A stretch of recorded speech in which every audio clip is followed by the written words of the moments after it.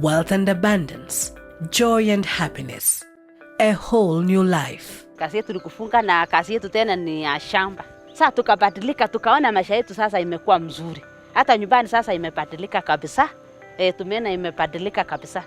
Tuko na furaha kabisa. This is the story of nearly 64,000 households in the 9 counties of Bomet, Bungoma, Kakamega, Kisii, Nakuru, Nandi, Nyamira, Trans Nzoia and Uasin Gishu counties where the smallholder dairy commercialization program is being implemented. In all, the 4 billion program funded by the International Fund for Agricultural Development (IFAD) and the Government of Kenya through the Ministry of Agriculture, Livestock and Fisheries has directly impacted over 380,000 people in the Rift Valley, Nyanza and Western Kenya regions. Sai tuko na ng'ombe karibu tatu na kila moja iko na ndama. Tuko na dairy court, tuko na kuku.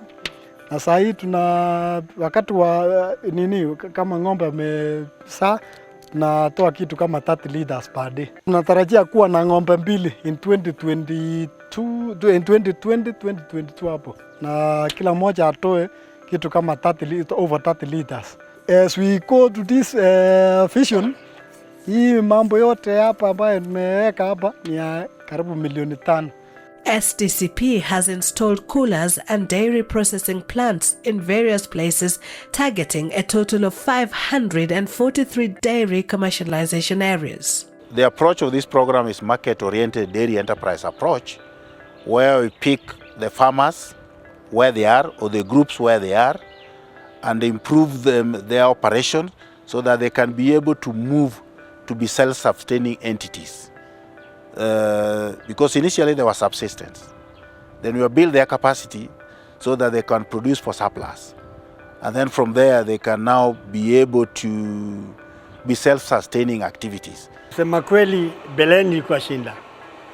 Tulikuwa tuna deal na brokers. Kabla hii plant kuanza tulikuwa tununua shilingi 7. Na si lazima upate hiyo 7. Inachukua na unalipa baada ya wiki moja wiki mbili, na hata utalipo yote utasikia kwamba maziwa iliharibika nini ati soko imeharibika. Lakini wakati ilianza hii kusema kweli wakulima wengi wamefaidika. Umetusaidia kwa sababu maziwa yetu bei ni safi. Iliingia kati ya shilingi 30 na 35. Ndezaona hapa kuna tofauti kubwa sana. Kwa hivyo wakati plant hii kitu kula iliingia na tukapata usaidizi, imesaidia wakulima. Bei yetu inasimamia kati ya 30-35 na hiyo ni mzuri. SDCP's objective was to provide targeted groups engaged in dairy milk production with technical skills to enable them benefit from market-driven commercialization of milk production, processing and marketing. We managed to install the 2 coolers. The farmers have benefit they get a good price from the milk. We are going to add value to our milk. In future we need to do yogurts and we market them. In Lugari, Kakamega County, there is a new sheriff in town. Eli Matende and his brother John have become shining beacons in dairy farming, bringing to life the concept of agripreneurship, a life-changing concept that seemed out of reach for residents here until the Matende brothers got on board the SDCP program. So through the program, a learning center was set up in Kakamega County. And this learning center was to address all the youth who are interested to learn about dairy farming to come and stay here for 1 full week. And the trainers were not the officers. They were the same youth on the farm who are also capacity built by the program. Then from there, we have got success stories. The youth are talking about what they got from Jeremiah or Matende Holstein farm. They are really talking good about the program, that it has changed their life. Nilikuwa naishi na ng'ombe, sikuwa nafuga ng'ombe. Lakini kupitia mafunzo ya Youth Mentorship Program under SDCP imenitoa mbali na imebadilisha maisha yangu. This is a rubber mattress. Okay. It keeps the cows warm and comfortable, and if properly maintained, it also reduces the risk of mastitis also, right? So it's warm, keeps the animals comfortable. When you get a comfortable animal, then you get good production. We play music for the animals before we milk. This is to stimulate that milk letdown. Their dairy farming project took off to a great start. Now the proud owners of a model farm that regularly holds farmers' field days and trainings for young farmers on agripreneurship, they are dismantling all the negative beliefs associated with farming. Watu wamekuwa na hiyo perception ya kwamba kilimo ni cha wazee. Na hawa wazee wengine ni retired. As a young person, it's not a must that you do a white collar job to get money. There is good money in dairy. Compared to what we used to do in Nakuru, we are making better money here. Fodder production, we've talked about silage making and selling to other farmers. An acre gives us between 300 to 450,000 shillings. Tulipoletwa na SDCP kwa mafunzo kwa farm ya Matende Farm, tulijifunza mengi kuhusu kulima wa ng'ombe wa maziwa. Na najivunia kama youth kuwa among wale wakulima wa maziwa. SDCP imetufanyia mambo mengi sana kwa sababu maziwa napata kutoka kwa ng'ombe yetu, mbolea napata kutoka kwa ng'ombe yetu, ndama tunauza kutoka kwa ng'ombe yetu. Tukiwa na kazi nyingine yoyote, hatuendi kwa banka kuomba loan, hapana. Sisi tunakaa tunajadiliana, tunasema nataka tununue chopper machine, tunauza ng'ombe gani, tunauza, tunanunua. Tunataka kutengeneza kitu fulani, chochote ambacho tunataka kutengeneza kifamilia, hizi ng'ombe ndio zinatupa pesa za kununua hiyo mashini au chochote ambacho tunataka tununue.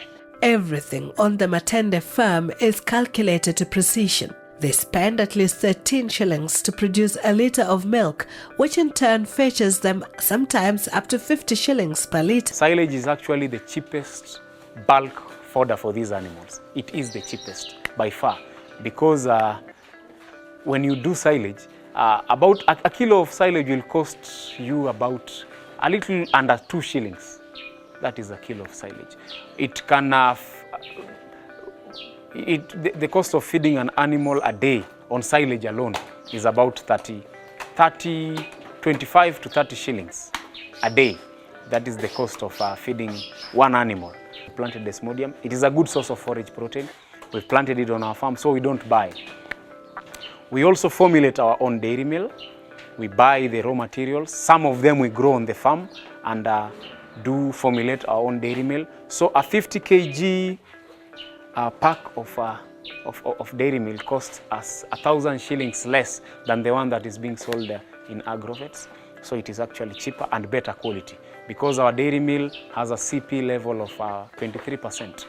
I think the best in the market is about 13 to 16%. So that is one of the ways that we manage to reduce the cost. The other way is through mechanization of such things as the milking machine. We don't need to employ someone to milk. When we are away, the mzee does it himself. So that is part of cost reduction. This is a species of green leaf desmodium. We do have 2 types currently available. We have the green leaf and the silver leaf. This is better because you will get more protein from this and more biomass, okay? So it has a CP level of between 10 to 13 or 14. And I'm proud to say that there are several farmers who are now making their own dairy meal on the farm. And they have said that the cost of producing a liter of milk has gone down. So we do get 30 tons of maize silage from 1 acre. So we do a total of 300 tons every year, okay? So 30 tons will feed 4 huge animals comfortably for a whole year. When we started, the average income per farmer per day was about 1.5 USD. But now it has gone to around 700 Kenya shilling per day. That's a big achievement on the issue of the income per farmer per day. The other one is movement out of poverty. We are able to move about 95% of our beneficiaries out of poverty. That means they now have 3 meals per day, they are above $1 per day. So that has been a remarkable improvement, and we are ensuring that we sustain those who have moved outside the poverty to maintain that. Amount of milk marketed, we have got a remarkable increase on the amount of milk marketed, which has made farmers to get more income. The issue of value addition, the amount of value-added milk has also increased tremendously from when we started to current now. David Kenduyo from the Kembu Dairy Commercialization Area in Bomet County is one of the farmers the Matende brothers borrowed the idea of mechanizing their farm from. So grass cutter nafanya kazi haraka, unakatakata nyasi haraka. Naweza hata kata 1.5 hectare per day. Lakini kwa panga mnaweza kata for almost a month. This form of mechanization has increased efficiency many times over on Kenduyo's farm. His neighbors lease the machine for 3,000 shillings a day, and he makes even more money from the 5-acre Bomarod's farm, where he harvests up to 250 bales of hay per season 3 times a year. Wakati program ikiingia hapo, tulikuwa tunapata 1.5 liters per cow. Lakini saa hii tukiongea nimeenda mpaka 13 liters per day per cow. Kwa mambo ya dairy costs, nimefurahia tena hii program ya SDCP sababu walitupatia dairy costs kulingana na wale ambao ni poor and vulnerable. Na maziwa hii dairy costs very sweet, ni tamu kweli, na tunatumia kwa mambo ya chai. So ya ng'ombe tunauza yote, alafu ya dairy costs tunatumia kwa chai, na tunatumia tena kwa watoto. Kuna watoto ambao wanapenda sana. Ukiweka kwa kibuyu alafu wakitest hivi, wanafurahi sana. Na wale ambao ni wakongwe wanapenda sana hii mambo ya maziwa ya dairy costs. Hata papa wangu wanapenda sana. His neighbor, Alice Towet, has also transformed her dairy farm into a high-end facility that produces over 100 liters of milk daily from just 8 cows. She is now supplying the Longisa Referral Hospital with 55 liters of milk every day and sends another 35 liters to the dairy cooperative cooler. Vile SDCP ametusaidia, amekuja kutufunza vile tunapanda kama tunaongeza kupanda nyasi, tunaongeza kupanda mahindi yenye na hii Lusan. Jua tukinunua dairy meal kwa maduka si yenye haiweki vitu sote. Sasa ile ninatengeneza yangu, naona kama nimeweka yenye imetosha. Naongeza, naweka maize jam, cotton seed cake na sunflower cake na maize jam na lime, ndio naweka lime, ndio nasaidia ng'ombe. Wakati tulitengeneza yetu tukipea ng'ombe, anatuongezea maziwa. Watu wa SDCP tunashukuru sana, amekuja kutufunza teknolojia, ametusaidia sana. Tena ametupatia kula huko hapa Longiza ya 3000 liters, tena ametupatia pasteurizer, na tena tunangojea kitu dispenser. Ametusaidia sana. Sasa tunamwambia tumeshukuru sana sana. Bia marudi tena. Tunashukuru.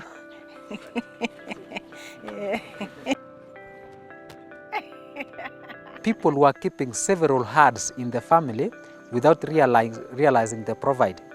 You could find somebody owning more than 20 cows, but less than 5 liters of milk. And then another challenge that was there is that the prices of the milk themselves was very low. In fact, even you could give them for free to the community members. When we realized this problem, we started now identifying the opportunities, and the first opportunity that came in was the SDCP program, giving in the trainings to the dairy groups of coming together, starting to work on dairy enterprises like now pasture establishment, and then conservation and production, and then all the daily routine husbandry management of the dairy animals. So we started by preparing our lands in order to establish the fodder. How we did this is that the program gave us some sample plots where we could access the seeds in order to start planting the pasture. These are the bomaros like what we have seen here in Kenduyos. Others are the sweet potato vines, the caliandra, even the napier grass. That was not there before. For now, we can produce the feeds, we can harvest them and stock them. We can even bale them. Baling is like now you are packaging, ready for the farmers to take, those who want to use them. Another thing is that we can store them and use them even after 6 or 7 years. And we have different modalities of storing them, because we can store them as hay, we can store them as silage, because we have the tube silage, we have the overground silage, we have the underground silage. Farmers are engaging in this. The lifespan of our milk cannot go beyond 8 hours. They are waste. But with the presence now of the coolers, with the pasteurizer, our milk can stay in the market for 4 days as you look for market. Pauline Mugambi, a member of the Kelma Smallholder Dairy Group in Njoro, Nakuru County, is looking to drastically downsize her herd to just 2. She knows precisely how to reap the most from her cows. She is now trained on feed formulation, and with the support of SDCP, her group acquired a mixer worth 545,000 shillings, a crusher, a digital weighing machine, and a sewing machine for the animal feed bags. They produce at least a ton of animal feed every month and have become the go-to group for animal feed in the Njoro area.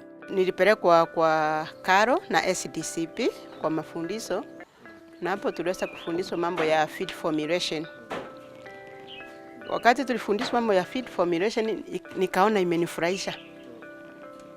Na nikakuja kwangu hapa, nikaingia kwa grupu, nikawaelezea ile ambao nilienda na Karo na ile tumefundishwa. So wakati niliwaambia, wakaikumbatia na wakasema tutoe pesa kidogo, tutengeneze, tena tujaribu tuone kama iko tofauti na ile nyingine ambayo tunanunua kwa Agrofeds. Last year but one, ng'ombe nyingi zilikufa juu ya kiangazi, chakula nini, but chakula yetu juu iko na hiyo chumvi, tunaweka kila kitu vizuri. Hakuna ng'ombe ya mwanachama ilianguka wala ya surrounding neighbors wenye wanachukua hiyo chakula. So imesifika, at least ni mzuri, na hiyo ni heko kwa SDCP.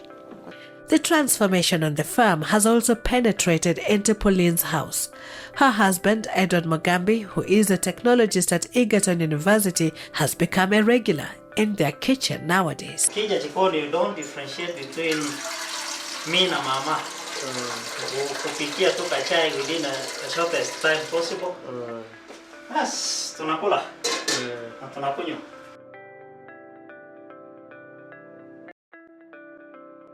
They were trained in Gender Action Learning Systems methodology, commonly abbreviated as GALS. Tulifikiri ni girls wasichana. Tunaenda kufundishwa juu ya wasichana, pengine vile wanastahili kukaa. But kufika huko tukapata inamaanisha Gender Action Learning System. So inamaanisha kwamba hii mafundisho si ya mama peke yake. Ni ya mama na baba pamoja na watoto, ya familia mzima. Mapema ningekaa chini peke yangu, nafanya planning na kuja kufanya implementation. Hata mwenzangu anaona mimi naanza kupiga hatua, lakini ashiriki vile. Lakini baada ya mwenzangu kwenda kwa training, kagundua kwamba ni vyema kushirikiana. Immediately aliporudi kutoka Naivasha training, tukaanza kushirikiana. Ile mafunzo yote kwa jumla ambaye alipewa pale niliyashika, na tukashika pamoja naye na tukaanza kuroll maishani mwetu. Papo hapo tukawa na vision journey yetu. We have testimonies of people who said now they work as a family, in that nobody has their own vision journey, especially the spouses. They now work on one time-bound strategy to improve on their livelihoods. And that is why some of them were able to construct those houses, even in a year, 1.5 years, permanent houses. And just because they were now focused on one particular strategy for the household. Naamini usiamini, hiyo imefanya nikakuwa open zaidi, mzee akakuwa open zaidi. Tunafanya mambo kwa pamoja, ikapromote dialogue, na above all ikapromote mambo ya upendo kwa familia. We are looking at people that have disclosed secrets they used to have on their own. There is one in Nandi, I would call her Irene Chemtai. I think when they shared with the spouse after the training, she said one of the lands, plots that was in Kitale, they were able to just disclose that, and they have started constructing a commercial building under that plot. But initially that was just known for the man. She didn't know about it. I have Lucy Abaya, who says they have now a joint account with the couple. Other secrets that have been disclosed, most of us know we have a lot of pins. Coming from phone, you have a pin, ATM card has a pin, but some of them share those pin numbers that in case I'm not there, you are able to get that pin. Through the program, farmers have also had access to sustainable technologies such as biodigesters, water harvesting and energy-saving technologies at a very low cost. Sasa biogas ametusaidia sana kwa nyumba, amaturahisisha kazi. Kila mtu sasa hata nikitoka kama saa hii, mse atatuchendekenezea naye lunch.